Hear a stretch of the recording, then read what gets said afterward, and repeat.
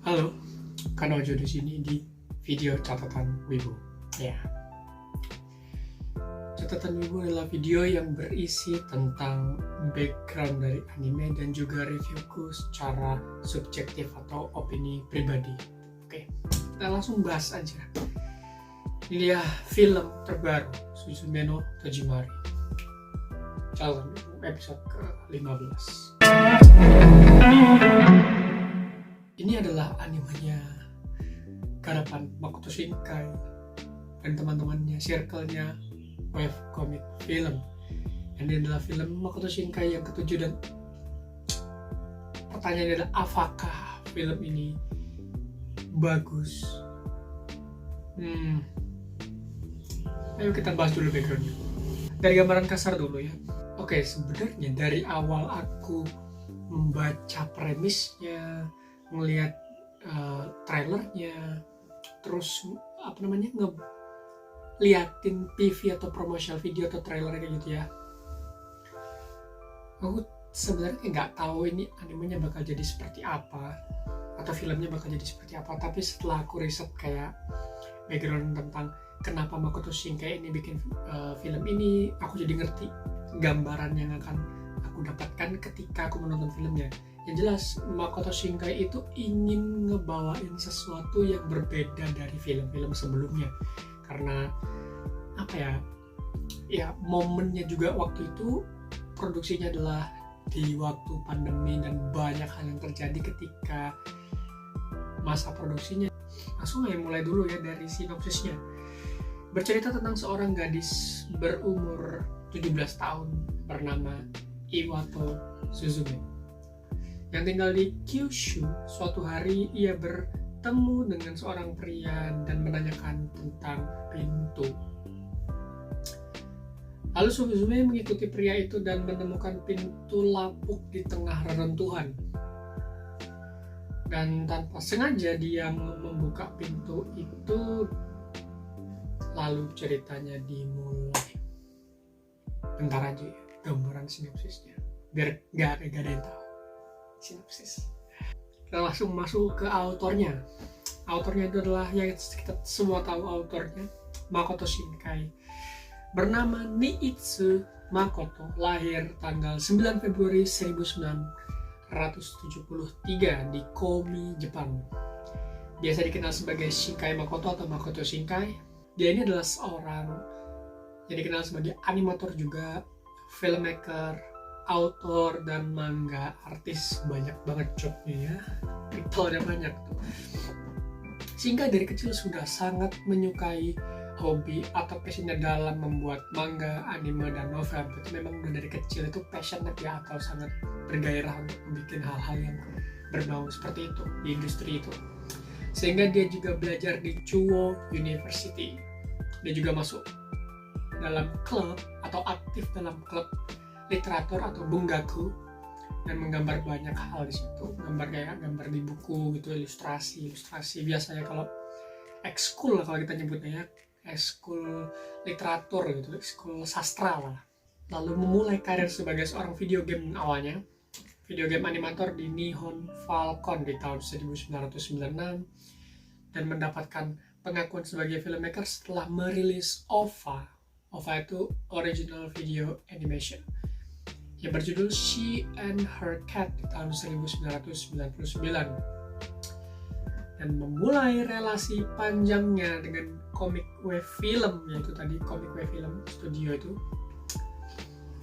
Lalu Shinkai merilis OVA science fictionnya yang berjudul Voice of Distance Stars di tahun 2002. Jadi OVA pertama, terus ada OVA kedua, dan juga ini debut film pertamanya yang berjudul The Best Promise in Our Early Day di tahun 2004. Jadi film pertamanya Makoto Shinkai itu dibuat atau dirilis di tahun 2004. Beda ya OVA sama film itu, tapi yang jelas sebenarnya dia secara profesional udah terjun dari tahun 1999 dari karyanya di OVA. Lalu film layar lebarnya itu baru di tahun 2004. Film anime favoritnya Shinkai itu ada Lapcha Castle in the Sky, terus ada Nausicaa, lalu ada The Castle of the Cagliostro. Itu tiga-tiganya adalah karya dari Hayao Miyazaki. Lalu ada anime yang berjudul The End of the Evangelion, karyanya Hideaki Anno. Lalu ada Pet Labor 2 dari Mamoru Oshii. Kira-kira itu yang dia sebutin di publik ya. Dan mungkin udah banyak yang tahu ya film-filmnya Makoto Shinkai. Udah ada berjumlah 7 film. Yang pertama tadi udah aku sebutin ya, The Place Promised in Our Early Day di tahun 2004. Lalu disusul yang film keduanya, Centimeter per Second di tahun 2007. Lalu ada Children Who Chase House Voice di tahun 2011. Dan ada The Garden of the World di tahun 2013. Lalu ini adalah salah satu film yang mengangkat circle-circle-nya Makoto Shinkai, Your Name di tahun 2016. Lalu selanjutnya adalah Weathering with You di tahun 2019. Dan yang terakhir kemarin ada Suzume no Tojimari, atau Suzume aja itu nyebutnya, di tahun 2022. Nah, sekian aja sekilas tentang Makoto Shinkai. Jadi memang dia ini orang yang multi talent, sangat passionate banget tentang film, animasi dan teman-temannya, karena dia tuh udah sering ngedirect langsung atau mensutradarai langsung film-filmnya dia. Udah bikin naskah, jadi director, terlalu brilliant ya, ambisius. Kita masuk ke About and Production Suzume ya. Ide dari Suzume tercipta ketika Makoto Shinkai sedang melakukan perjalanan keliling Jepang untuk presentasi karya-karyanya, biasanya kayak bikin seminar-seminar gitu. Lalu berbicara tentang budaya orang Jepang yang mengadakan jisai sebelum pembangunan rumah atau gedung, tetapi tidak ada upacara penutup. Jadi ada yang namanya upacara pembukaan atau upacara sebelum pembangunan, tetapi nggak ada upacara untuk nutupnya. Itu yang dipikirin pada saat itu oleh Makoto Shinkai. Shinkai juga sadar bahwa banyak area di Jepang yang kosong atau terbengkalai akibat penurunan angka kelahiran dan populasi Jepang yang semakin menua.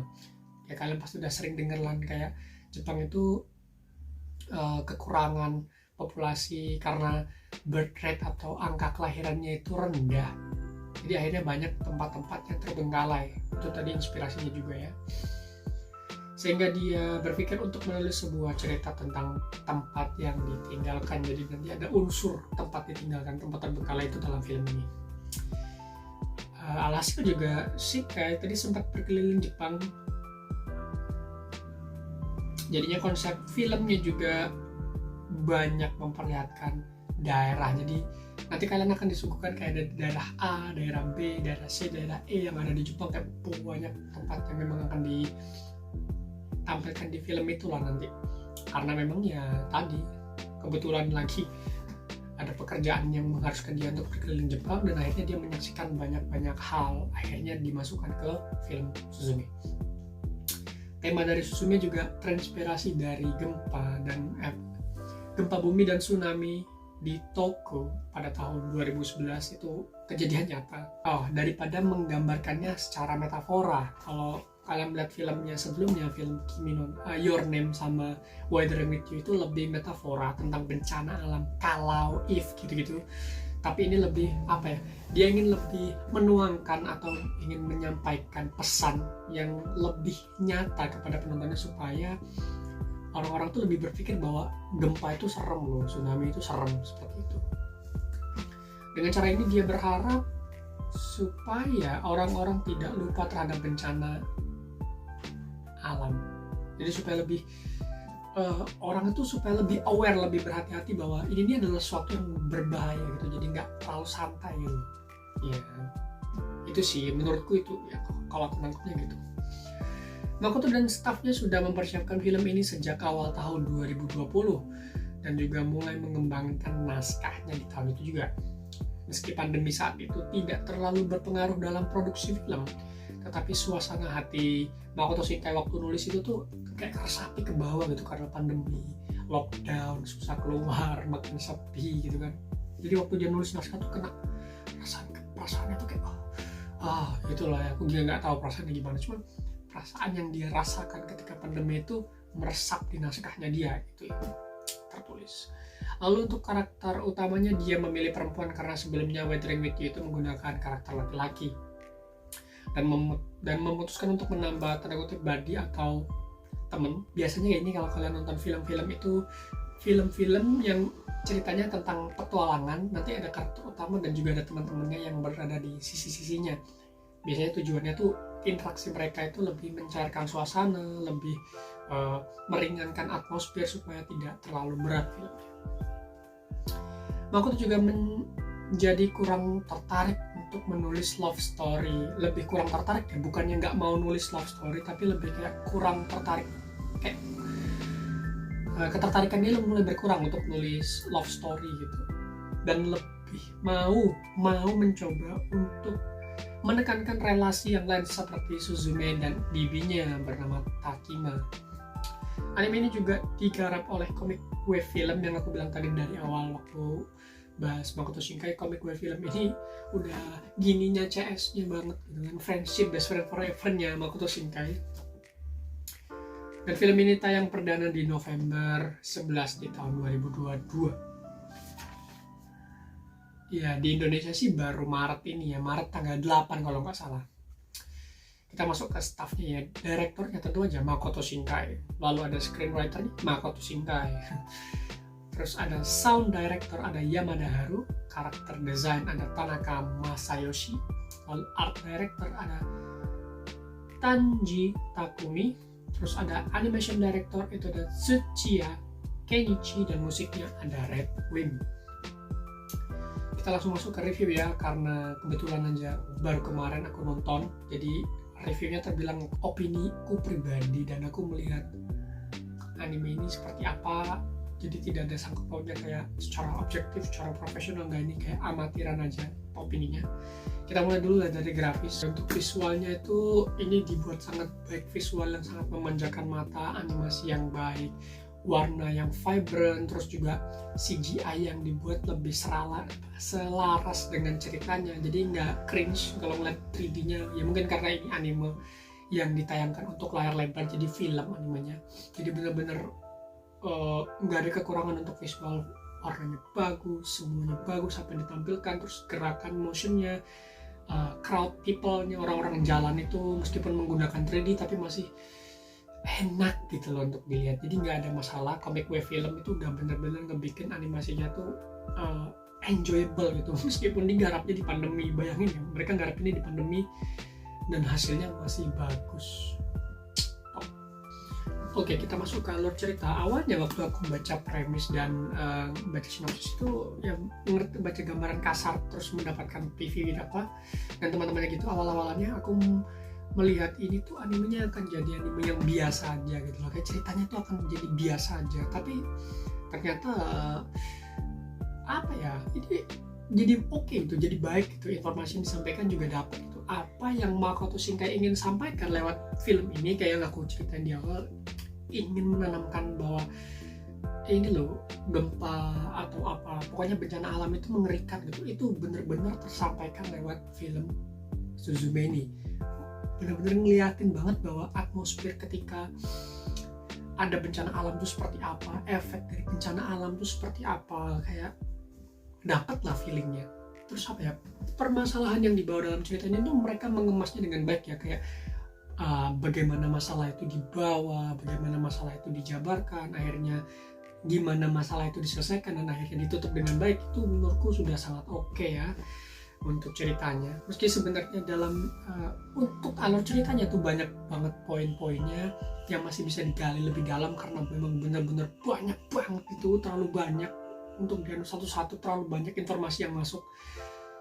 Sebenarnya bisa lebih digali, tapi poin-poin utama dari anime ini itu sebenarnya sudah tersampaikan dengan jelas, maksudnya apa, ceritanya juga bagus, jelas dari awal sampai akhir mengarahnya kemana, dan aku nggak ada masalah lah, ini bagus ceritanya, oke. Ya untuk karakternya, karena ini karena ini film yang berfokus pada satu karakter ya, aku melihatnya seperti itu, satu karakter dengan dia tuh berpetualang dengan badinya gitu kan, dan aku melihat Badi ya cuma tugasnya sebagai Badi atau kayak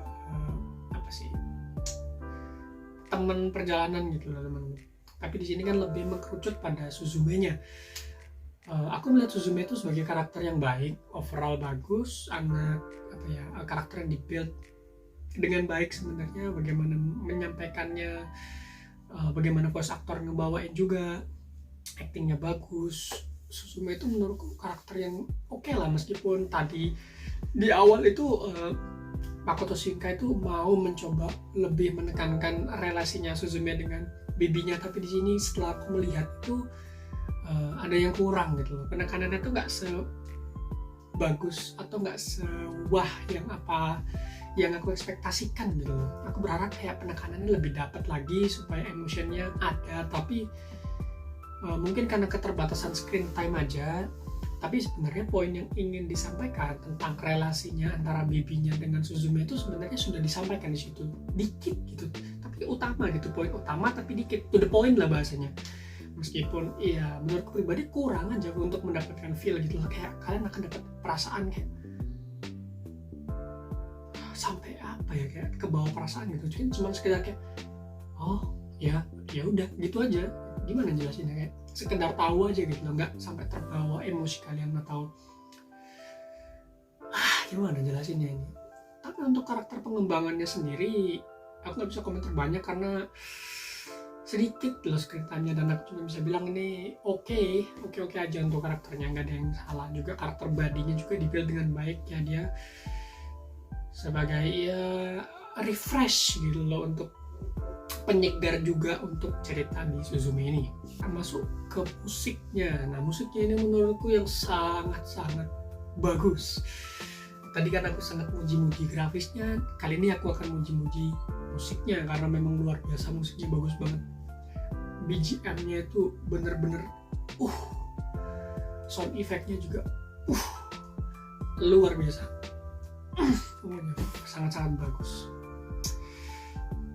Apa ya, BGM-nya tuh menurutku kayak flow-nya tuh dapet, menyeret kita, kayak ngundang kita ayo pelan-pelan, terus nanti kita juga mengambil jadi apa ya, membuat kita lebih meresapi ceritanya sebenarnya. Meskipun eventnya sendiri menurutku kurang, tapi BGM-nya ini bagus, terus sound effect-nya juga bagus, waktu ya tegangnya tuh dapet, ininya dapet, gak ada yang salah lah, ini bagus banget pokoknya. Langsung aja kita masuk ke insert songnya. Jadi yang aku dapat itu ada 2 insert song. Yang pertama itu kalian pasti denger dari trailernya yang itu dari Nanoka Hara Suzume. Nanoka Hara ini voice aktornya Suzume ya, dan dia juga nyanyi lagu Suzume.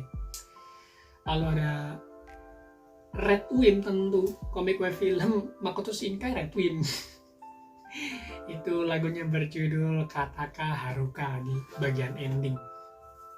Oke, langsung aja lah masuk ke kesimpulan. Oke, ini adalah anime yang menurutku bagus. Tadi kan aku bertanya gitu, apakah anime ini sebagus itu? Dibilang sebagus itu sih enggak, tapi animenya bagus, udah cukup bagus. Poin-poin yang disampaikan itu jelas, dan apa yang ingin author sampaikan itu terasa dan tersampaikan dengan baik. Beberapa hal mungkin menurutku terlalu banyak untuk bisa dipahami, tapi sebenarnya masih dalam kategori yang oke lah, masih bisa dipahami, nggak yang sulit banget meskipun banyak banget informasi yang datang dari anime itu. Tapi itu tadi nggak sampai aku merasa kesulitan kayak ini apa sih maksudnya gitu loh. Masih dalam taraf masih dalam standar, kayak nggak sulit banget gitu, tapi masih oke. Aku pribadi sebenarnya lebih mengharapkan screen time-nya Suzume secara pribadinya dengan kehidupannya, lalu juga relasinya Suzume dengan bibinya, namanya siapa ya, Pataku gitu, lebih dalam lagi, penekanannya lebih dalam lagi sih ya. Apa sih, aku tuh selalu suka gitu untuk hal-hal yang berbau karakter development, penekanan karakter, karena biasanya tuh rata-rata emosi yang bisa didapatkan itu adalah dari interaksinya mereka gitu. Ketika kalian nanti di build up pelan-pelan, diperkenalkan apa-apa, jadi ketika ada event tuh boom, kita dapat feelingnya dari situ, daripada kita skip bagian pengenalan dan apanya terus tiba-tiba di event tuh kayak cuma sekedar oh itu doang.